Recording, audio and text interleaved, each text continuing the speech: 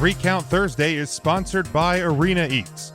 Log on to the website arenaeats.app, that's arenaeats.app, for the ultimate fan experience. At your favorite sports venue, Arena Eats mobile app, pre-order, express pickup, and in-seat delivery. How do you place your order?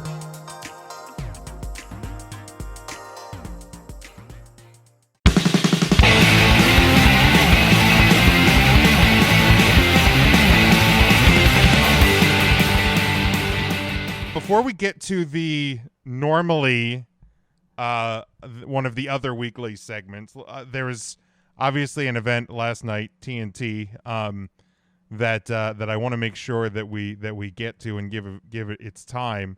Basketball? No. Wrong day of the week, wrong show hosted by me. But the Blood and Guts match was on Dynamite last night. Charlie getting his second shot on Saturday. Congratulations, Charlie. Sometimes Scotty. it takes 2. Sometimes it takes 3 shots. You'll get it eventually. And boy, wouldn't AEW like a second shot at Blood and Guts. Sure. Well, I don't think, not necessarily the match, just the ending. Let's just rethink the ending, or rethink how the ending was shot. But anyway, and yes, Scotty, WWE did have a shirt that said "Get the F out."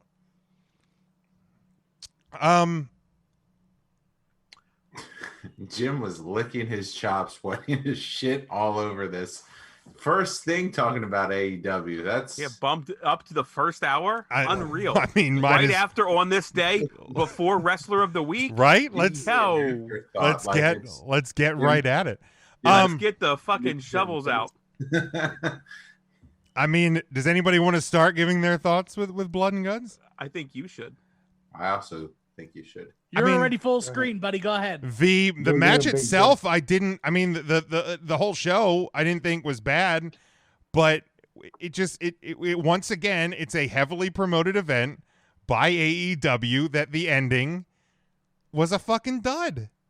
It was a fucking dud, and it's something as simple as production. Like, don't show the close up of, cardboard steel plating. Like, I don't expect Chris Jericho to fall onto concrete. Just don't. I don't need to see how the hot dog's made. Like, I know that it's going to be a safe bump. It should be a safe bump. We saw what happened to Matt Hardy when it's not a safe bump. But like, just produce it better. That's my biggest gripe with Blood and Guts last night, and it's just, there's a few other issues. I mean, like Charlie says, the commercial breaks. To me, I think this match should have been on a pay-per-view. I don't necessarily think it should have been a weekly TV show match. I don't think it should have been the first match between the Pinnacle and the Inner Circle. But those things aside, the biggest problem I have with it is the way that the ending was shot, or the way that it was presented to us. Like, you have tons of cameras. We saw, because we saw a bunch of WWE camera cuts too. But don't show me the shot of the cardboard breaking apart, and then don't show me the shot of Chris Jericho with his eyes open talking to Sammy Guevara after he takes that fall. It just, like, it's another one of those situations where, and I mean, again, WWE gets production things wrong. They missed Edge's return spear, for Christ's sake. So this isn't just an indictment on AEW, but man, this is 2 big matches in a row, big moments in a row at the end of a show that have completely fallen flat, and I think have taken away from the match, the spectacle itself. Tony Khan came out with a statement today. I don't know if you saw this, Jim, or not, about the crash pad sort of thing. Of course he did. Huh? Of course he did. I didn't see it. If Kenny Omega did a better job building the crash pad, you would have never known. It was cardboard and stuff. No, but I think we should be out of the honeymoon phase with AEW. That people should be able to, and rightfully so in this case, call out a bad spot, and not necessarily the spot itself. I think everybody. I said it. I tweeted it last night. If you have ever watched professional wrestling, you knew Chris Jericho was falling off the side of that cell. Sure. You knew it was going to happen. You knew it was going to happen whether or not they gave up the match, which is a dumb fucking ending anyway, just to quit to save your, it's a bad ending. The match was fantastic. I loved the violence of it. The blood was absolutely needed. I didn't see any guts, but yeah, I didn't see guts either, but that's another story for another day. But you touched on it, Jim. There's plenty of cameras because they were cutting like crazy. We called the WWE out on it. We're going to call AEW out on it as a podcast. I think we should. Stop with that bullshit. The time where they should have probably cut the camera when you're looking up at Jericho and he's falling down and the camera falls and sees like particle board with just diamond plate stickers on top. Kobe. Just fucking give me the shot of him falling. It's probably more dramatic. You know, think of or, the Lion or keep King. it at the wide shot when you see that's fine from Absolutely. where Not, MJF throws him. The moment of impact in a padded area, you just don't need to have it. It happened in the WWE with, I believe, Shane McMahon when he came through the side of the table. It just looks bad. Just don't do it. Don't show me the moment of impact. Well, I Give went me back the shot from the Lion King where Scar lets whatever his name and fall. That's what I want to see. You know, like I went back today because I was like, how was the Shane fall in that Hell in a Cell? How was that shot? On the initial shot, it was a wide shot, so you saw him hit the table. You didn't really see the crash pad, so that was good. But then the problem was after the fact, you know, they showed you the 100 replays, and you see like 4 or 5 of them where there's this blatant pad that blows out and deflates, and I'm like, maybe don't show those. Like, nope, don't need to have it. You know, yeah. Again, I don't expect Jericho to kill himself. No, which was like such a weird. It was. I thought that was such a weird, like, leap that people were making. They're like, you know, well, what do you expect him to do? Die? No. Right. We're not asking him to die. I mean, well, some people might, depending on how you truly feel about Matt Hardy spot bad. This spot bad. AEW can't win. They actually can. Right, just don't show us exactly that fucking close. That's don't drop a guy head first on concrete, and then but don't show us, you know, particle board and crash pads. It's there's an in between there that I feel like you need to find. Tim, Matt, Mark, Ryan, wasn't particle board and crash pads your abandoned high school's name? So dumb. I'm not. I might be thinking of someone else.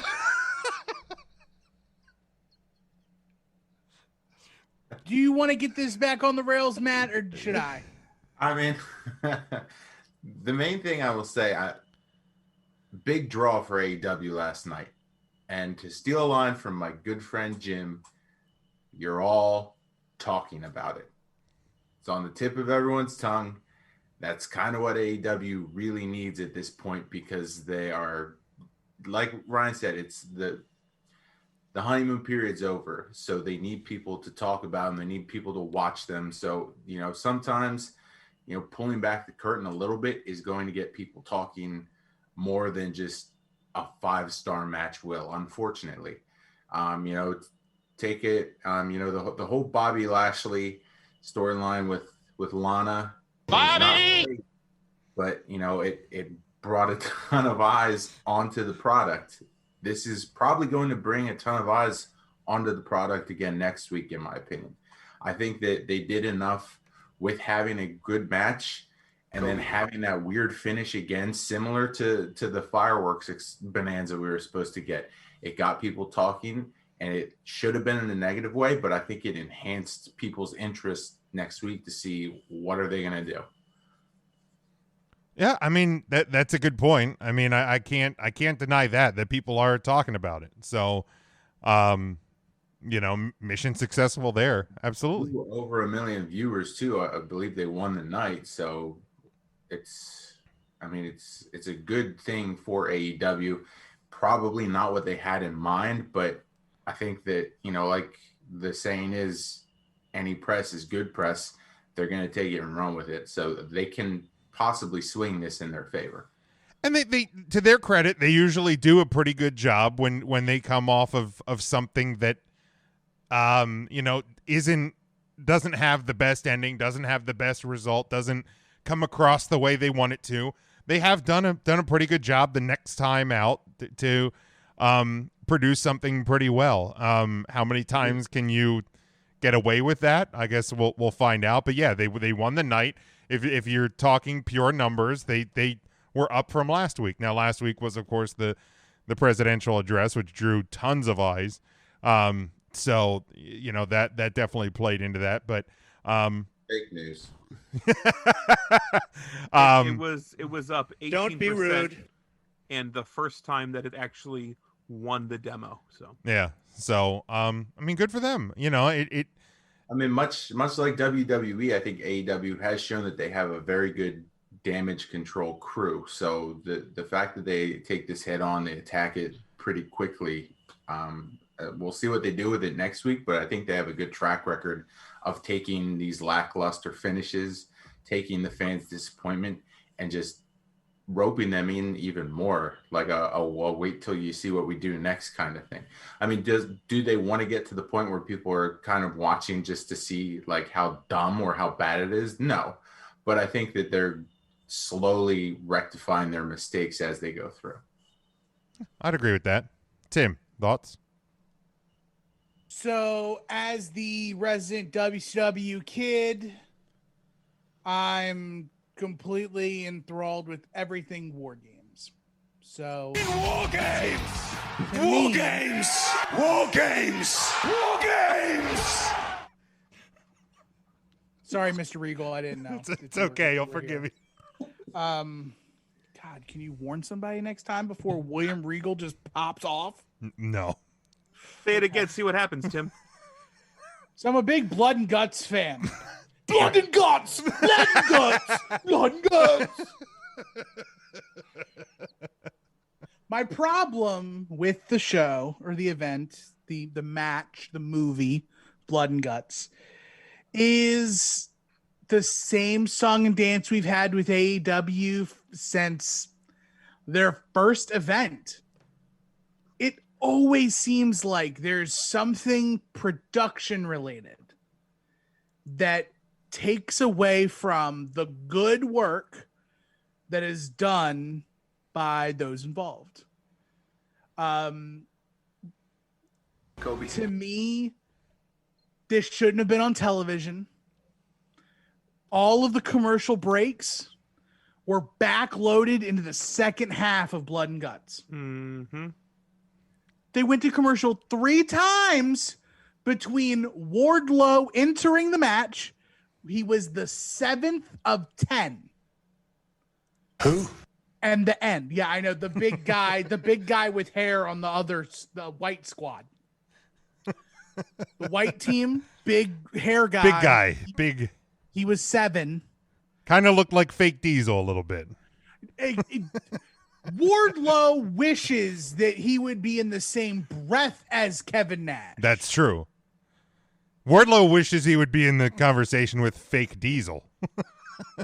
That's still Kane. I know. He wishes he was in the same conversation as Fake Razor Ramon. Oof. Oh, Yikes. That's still Rick Bogner. And my apologies to Rick Bogner. God rest his soul. I know. Old Big Sky. Anyway, the match itself. I hit that when he said the when he said about Fake Razor, and it was a delay. It didn't. Mark's like, God rest his soul. And Jim's yeah, like, Yes. that was not intended to be the family at of that Rick spot. Bogner's pissed. Or happy that somebody actually said "ow" at his death. Either way, I'm sorry. That was a little gray, a little blue. I'm sorry. My problem is the production. how did Jericho and MJF get on top of the cage? I missed it because it happened during picture-in-picture. Well, you got to watch that picture-in-picture. Well, I'm sorry that it's about the size of a Tic Tac on my phone, Jim. Okay, like, it's the little guy climbing the little guy up the little thing. No. I think MJF went up there to be safe. Is what the story was told from commentary when we came back. Tully opened the door. Titty Blanchard opened the door. MJF got out. Jericho followed him. And they climbed up the thing. Cool. I'd like to have seen that. That seems like a really cool spot. Right, because here's the thing. If there's people who took that moment to not watch in picture and, you know, went to the bathroom or whatever to not miss the end of the match, then they come back. Why the hell is MJ? How is he on the roof of the cage? Isn't that on you, though? They've given you picture-in-picture. If you choose to walk away from that, that's on you. But you're going to do a pivotal spot during the commercial. Right. Don't do it during the commercial. I just don't see climbing that pivotal. It's just climbing. It's not. I mean, I know you would probably him find getting out of the cage. Maybe they'll slip and fall on their way up and really maim themselves. You could do the climb and everything during the commercial. Do we have a Miley Cyrus clip about the climb? Kim seems to really like the climb. No, it's the escape spot. It's how you got out. They made this big fucking deal about how nobody could get out. And they just get out and nobody sees it? No. Imagine if Kane debuts during Hell in a Cell and they show Kane and Undertaker and Shawn Michaels in the ring and Kane rips the door off, but nobody saw that. Or if it's on picture-in-picture. You'd be able to see it still. Right, but it's still during a commercial. And then commentary would be like, my God, well, they wouldn't have done it because it was like on a fucking pay-per-view. They're like, this show should have been. Right, but... Also, well, they wouldn't have told us because Vince would have still been saying, it's got to be Kane. It's got to be Kane. So Zach's got a good question. Was escaping the cage an automatic loss in War Games? It is in the WWF version because there's War Games. Tim, you said it. Well, between William Regal and the four of you fucks talking over me trying to make points, I'm never going to get shit said on this podcast. I'll let it go. I'll let it go. Why Jim put it to the front of the show. I'll wait. No, you're good now. You're good. Okay, you sure? I think. Stop this whole time. My apologies. Mark's literally only made a shitty comment about a band. I know. He's I'm sorry. one side of the podcast is innocent. Ryan's band was pretty good. Escaping the cage is illegal in the WWE version of Blood and Guts. Because I can't say Games War anymore. I wish I had a way to reverse that. I wish you didn't. And so, because it was on television, the pacing was off too. There was a lot of stalling, a lot of like figuring out like when to go, what to do, how to do it. And like there was 3 minutes of airtime after Jericho takes flight into his latest shipment of My Pillows. Oh. You want to know how I knew there was 3 minutes? Did you time Because it? in the production of the show, you hear the timer go 3 minutes. Oh, yeah, I totally missed that. Oh, I listen to everything. Because see, here's the thing. When I watch TV or when I watch wrestling lately, I watch it here in the office. So I have headphones. So it's piped right in. So every little small thing that's said, I hear it. There was a bunch of tweets that the boys were calling the spots relatively loud. Did you hear that, Tim? No, because I was invested in like... Well, also, in the match itself. There were no cameras inside of the Blood and Guts cage. The only cameras that existed were the corner post cameras. I thought, and I think there might have been like two people on the far sides. I was gonna say, because I thought there was at least one camera that was inside the cage. Yeah, there I had know to that it because was they were very running them back minimal. and that might have been the corner cam. I don't know.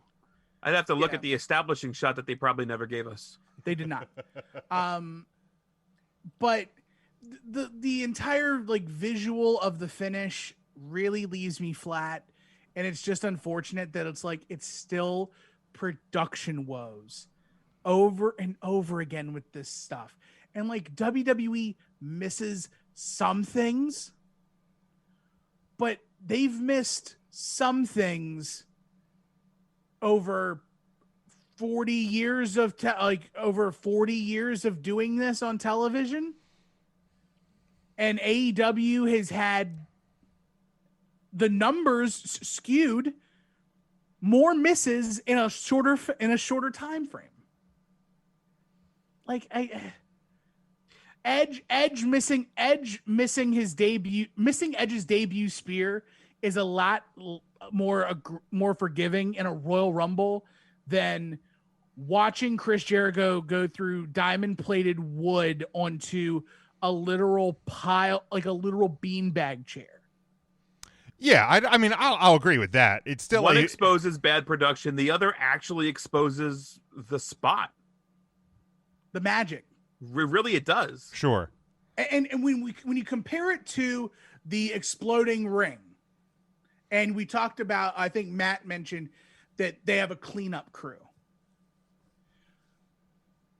Jericho, to me, this spot writes Jericho off of television. Jericho's gone. Jericho's about to do Fozzy stuff. He's about to spread a whole lot of rock and roll music to a whole lot of people during COVID times. I'll say he's going to spread something, but I don't think it's rock and roll. A lot of rock and roll. Ooh, rock and roll to the devil.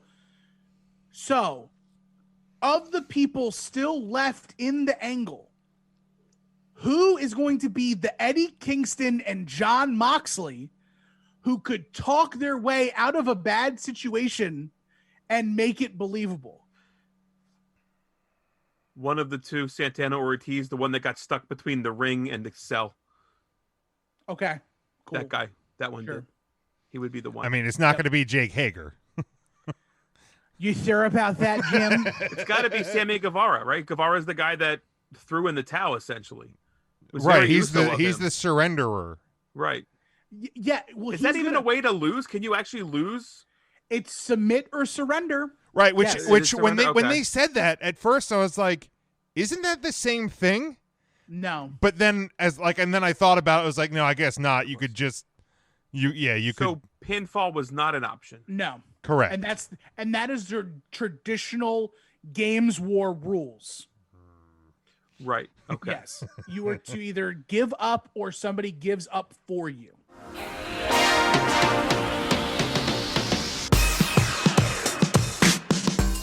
Three Count Thursday is sponsored by Arena Eats. Log on to the website arenaeats.app. That's arenaeats.app for the ultimate fan experience. At your favorite sports venue, Arena Eats mobile app, pre-order, express pickup, and in-seat delivery. How do you place your order?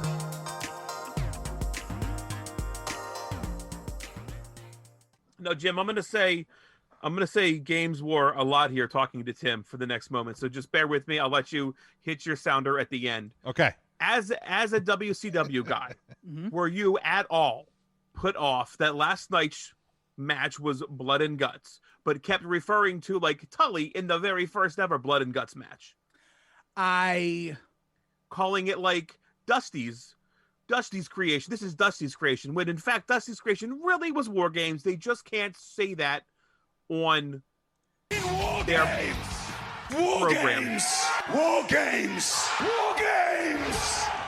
You see how annoying it is when you're in the middle of your thought and then War Games. I actually don't William mind it. It's Regal fine. just War Games. You can just talk over it. Do people hear me? I don't know, but I won't stop talking.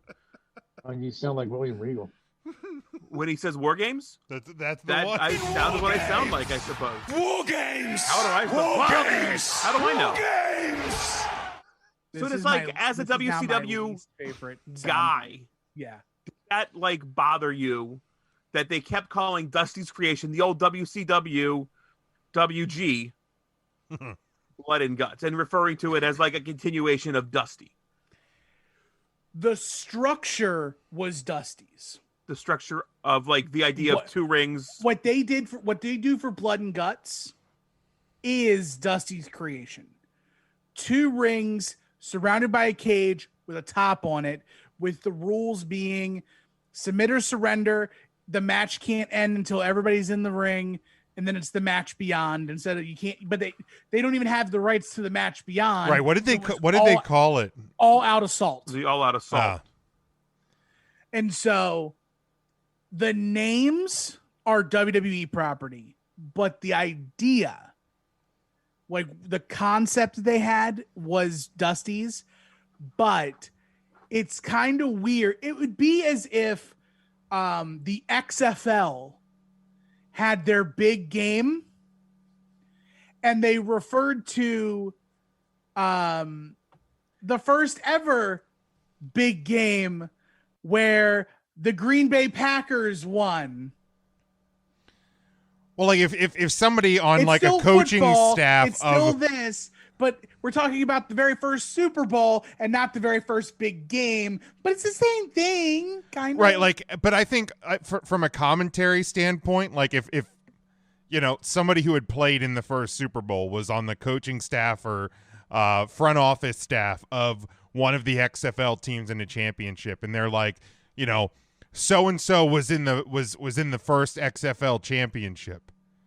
No, he wasn't. He was like, and you know, and I get it's kind of hard to compare the two because like everybody knows the Super Bowl. The XFL is not afraid to necessarily mention, you know, so and so was in the first Super Bowl. Like I get, you know, AEW doesn't want to say that Tully was in the first WG match, you know, so.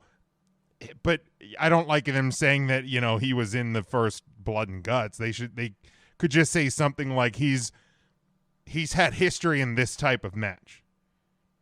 I think you avoid like the silly, because we know he wasn't in Blood and Guts.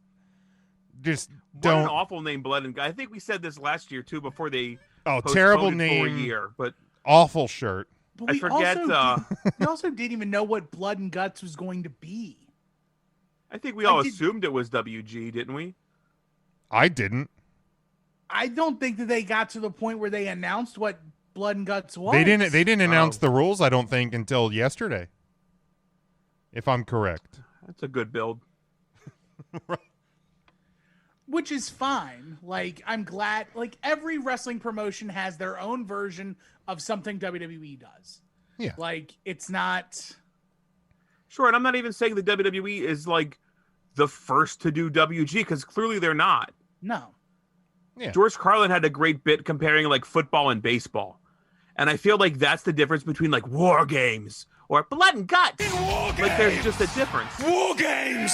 War Games! War Games! Great radio. People love coming to 3 Count Thursday to hear William Regal say the same word 12, 15, 18 times. War Games. War Games! War Games! War Games! War Games! I like the way he used to say Umaga too. Umanga. I don't have that on the board. Umanga. Give that hard U. Another like. And like it's one of those things, like if you listen to like older guys from the business talk about some of the things that happen now that they find issue in, it's like if you're gonna have a big spot, you know, with you know something, you know, if your finish of your main event is a variation of a power bomb, don't have somebody win with the power bomb during the second match. Or don't have somebody use a power bomb and have it be kicked out in the second match. So as I'm thinking about that, and earlier in the night, we saw Darby Allin get thrown down concrete stairs. I don't know the height of that staircase compared to the top of that cage, but like he's just yucked down concrete stairs. He weighs all of 78 pounds, whatever. Like that was a nasty bump. And at the end of the night, you have Jericho fall through, plywood and mypillow.com. Like maybe save Darby being thrown down concrete stairs for next week. Like it just the two falls, like Darby took the worst fall of the night. And, he was hurt, but he was like up and like conversing with the medical team. Jericho's laying there when you didn't, after he closed his eyes again. Jericho's laying there dead. It's. Didn't Michael Nakazawa die in the second match as well, and then was totally fine hoisting around all the championships for Kenny Omega and probably. Mm-hmm. I mean. I'm shocked they didn't have another cage match last night. I'm not going to lie. That's true. Right. That's what's shocking. I think what the problem is that Jericho's bump is huge. Like, yeah, I don't want to discredit it. No. It's just the production of it. Like, the way it's shot, MJF is standing tall on top of the cage. That's a babyface-ish thing. Like, True. He's standing there celebrating. He's a babyface now. He's just standing there, taking pride. But if it was timed out right, and the last thing you hear him say is, thank you, and you cut. But because you had 3 minutes of television time after the fact because you couldn't pace right. Like, I get it. It's tough. And like, I'm sitting here and I'm armchair quarterbacking because like, but it shouldn't be tough. But if you're on paper, you are on television. You are on TNT. You have been doing this for a year. Not that match, but you've been doing it. Get yourself a fucking director that knows how to direct a show then. That's simple. But also, if you're like, if this was on pay-per-view, like it probably should have been, you can always go dark on pay-per-view. But like, if you're running till 11 p.m., you can cut to black at 10:52 if you come up 8 minutes short.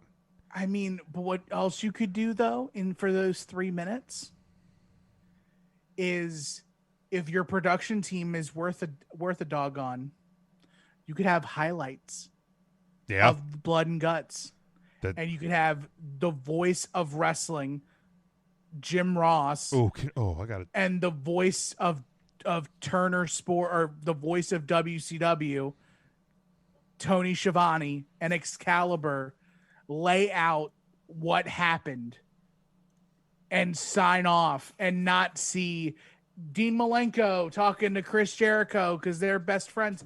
Pepper is ready to get out of here. Puppy dog. Pepper is like, I hear somebody outside. Pat on the door.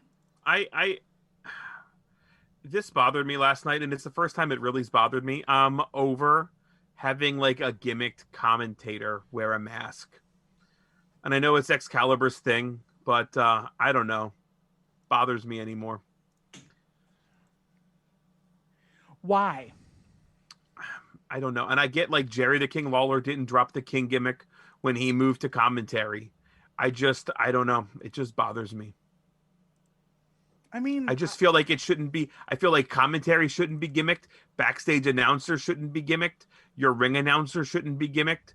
Referees shouldn't be gimmicked. I'm just saying. At the same time, though, like it's tough to just drop a gimmick out of nowhere. It's just take the mask off. It's literally all it is. And then that is Excalibur for the next few weeks. And then it's like, yep, that's Excalibur. Keep the name. I don't give a shit. Just take the silly mask off. All over that if they did. Absolutely would not. Rey Mysterio took his mask off. Rey Mysterio lost a mask match. And he also got his eye poked out, but that's a whole different story. He had surgery, Jim. He did. I don't know. I mean, the King's been the King, and I get that. And I understand that. And like King and Michael Cole had like heel Michael Cole and the King until the King almost died, and then Michael Cole couldn't be a heel anymore, and you have Corey Graves bickering with Byron, and so like I get that. that's Heels gimmicked. and faces. I'm not saying it like that. There's obviously a heel commentary and a face commentary, always has been. But just the mess, for some reason, man, last night I was like, nope, done with that shit. Well, I don't know why. It bothered me before. I actually, it doesn't. I guess I'm just used to it now. I get it. Like, PW, I get it. I really do. I'm over it for whatever reason. I just don't like it anymore. Right. Take off that If you- silly ass mask. You think about it, we all wear masks. Shut the fuck up, Mark. Sorry I yelled at you, but I'm not. But like, I don't see what the big deal is, and like why. What I'm just curious. Like, I don't know what it was last night. It just was. I'm like, nope, that's silly. For like zero reason though. You're saying It's literally zero reason. Right, I'm like, Tonight it just hit me. Is it? Which is why I'm just gonna discredit it as just you being a grumpy pants. That's fine, and it might be just Ryan was a grumpy pants last night. But if we're gonna talk about commentary though, like And War Games was great. War Games! I can't abandon the gimmick now. Like we're committed to this for the night. We're not going to well, be you talking don't hit about the Shane McMahon button every time somebody says Shane McMahon. No, But he that hits the one's other much button. longer though. I mean, that's considerably usually longer. hits the music. I'm pretty disappointed I don't hear I that. do now, but usually hit whatever. the music. But if we're gonna talk like commentary, So say it, but don't fucking hit it, Jim. Right. Here comes the money. Thank you. you're welcome. But like if we're gonna talk about commentary and issues with commentary, how did we get Jim Ross to go from like, oh my God, he's broken in half to this? To protect Chris Jericho. Wait, no, come on. Hey, he's a sick little bastard. I'm telling you. He's up. Oh, my God! My God, what are we seeing? Like Get the doctor there quick as you can. Chris Jericho throwing it just, off the I don't top know. of the st- Like I didn't think commentary handled the moment well. Like I what love did that they all just marked at the same moment. That's always great audio. yeah, which is, I mean, an issue with their commentary. Well, I mean, to be fair, the broken in half quote was like one of the first times we've seen that. Sure, but like I don't know. Probably would have been better served being like, "Oh my goodness, what a maneuver!" What a maneuver. Healed him. But like, and maybe it's for me, it's just JR in a commentary just is nowhere close to what JR used to be. No, he definitely isn't. But And it's I a don't shame. think you can compare those two moments. But he certainly has been a lot more watered down in AEW. And I get it. Much older, tragedies in his life, all of that. Like it just, I hate saying it because I do love JR and what he's been to wrestling and wrestling commentary, but like I do feel like he would be better served as like, you know, the interview segment host. Like not backstage interview, but when they do like special taped interview with FTR or whatever when they're coming in. I just feel like that role's better for him at this point. Part of me though feels like the reason why Jim Ross doesn't deliver on these spots like he should is because he doesn't have the personal connection with the people that it's happening to like he did then. Like Austin was his guy. Everything that Stone Cold Steve Austin did meant more to Jim Ross. Jim Ross was also the guy of talent relations. He was responsible for bringing Mankind into the WWE. So he knows Mankind is Mrs. Foley's baby boy, like knows him. And so while he does know Jericho, like, And Jake Hager. he doesn't know MJF that well. That's true. He knew 2 out of 10 people, really, because Sean Spears was after his time. Well, the height of Sean Spears was after his time, and the FTR dudes were after him. Sure. So it's like, I get that like the organic nature of it is off, but yeah. It's a fine line. Yeah. I think he's been better. I think he's been better. At least he's not actively shitting on stuff. That's true. Oh, there's no tag rules. Nobody holds onto the tag rope. Nobody listens to the refs count, undermining the refs' authority. He's not as much get off my lawn guy as he was early in AEW. I think part of that is Conrad Thompson. I think there's been conversations with him and Connie, just like Connie's like, now Jim, just breathe. If you need to go into commentary after a 1.5 mules, go for it. That's true. Just get him on the sauce a little bit. And he just breaks out. Sauce it. Underneath the table, he just pulls out a jar of main event mustard. We're good. Taking shots of it. It's a little under the gum. He's just doing shooters. One nostril's main event mustard, the other side is barbecue sauce. I literally the breath I took immediately after that was just hot. Like it just felt like but you know, again, the match, the night I didn't think was bad. I didn't think the match was bad, but man, again, it's what's the last taste in your mouth? What's the last moment? Mustard. And it's the mustard.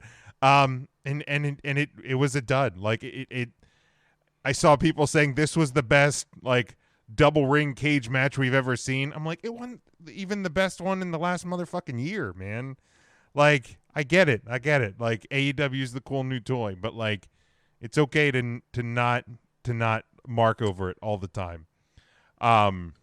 Let's also interject here and see if people are going to be bitching about Raw and SmackDown featuring women, and you give me a 3-minute Britt Baker match over, I don't know, Bret Hart's niece or somebody, Julia Hart. Don't shit on the E for not featuring women right when you have a 2-hour program and you give me a 3-minute squash match. Nope, not going to happen. I mean, I don't think anyone's ever talked up AEW's women's card. I don't think so either. I'm just calling shit out. Call it. Yeah. I mean, they have been doing better overall. I'll give them that. This show's always easy on AEW and on the we're gonna let them slide. But I don't think WWE did a great job on their 3-hour show on Monday either. They sure didn't. So maybe it's just a time for everybody to reevaluate that position on the card completely. Let's also reevaluate those chair shots to the head, right? Oof. Don't need them. Yeah, I don't need that in my life. I just don't. I really don't. I welcomed it back. I don't mind it. I mean, I get it. It's up to. I don't mind it. It's up to individual people if they want to take them. Right.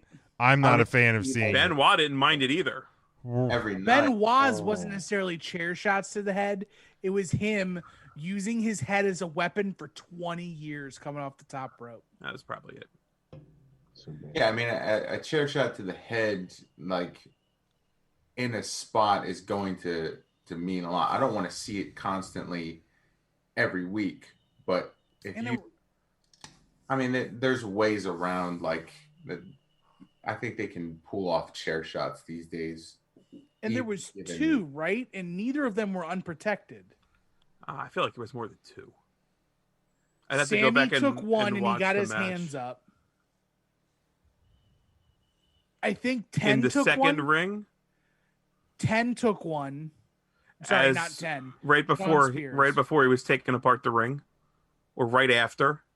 Yeah, but I think that one was unprotected. Sean Spears took one unprotected. Maybe that knocks some sense into him. But like, I think it's up to I the just guy don't need to taking, see him it's anymore. up to the guy taking it. Like, obviously, Tony Khan's like, I'd rather you not do that. But You think he's saying that? no, Yeah, I don't think he is. I don't think he's saying that either. Maybe like don't do that, you. Hey, buddy, Yeah. don't do that. Oh, I just dropped, $500. My bad. Oh, if it's $500, I'll take a fucking shot in the head. Yeah, Ryan, you take a shot in the mouth. I'll for take a less shot than in the that. mouth. If it's a $500 bonus, swing away. Right, and again, cuss the hell out of me. I don't even give a shit. Then. I don't know if that's the case or not, but like, me and Sean Morley will be sitting on a couch talking about weed for the rest of my life. I'd be fine with it. I don't care. I don't think he's discouraging it. I'll say that. I don't think Tony's discouraging it at all. Well, that was fun War Games talk, boys. In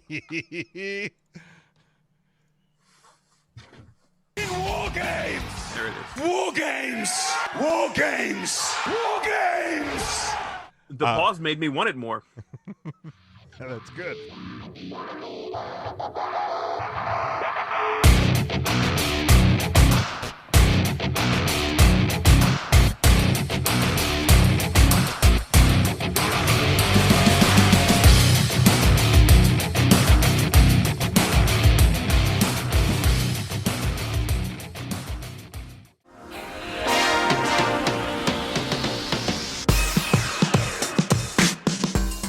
Three Count Thursday is sponsored by Arena Eats.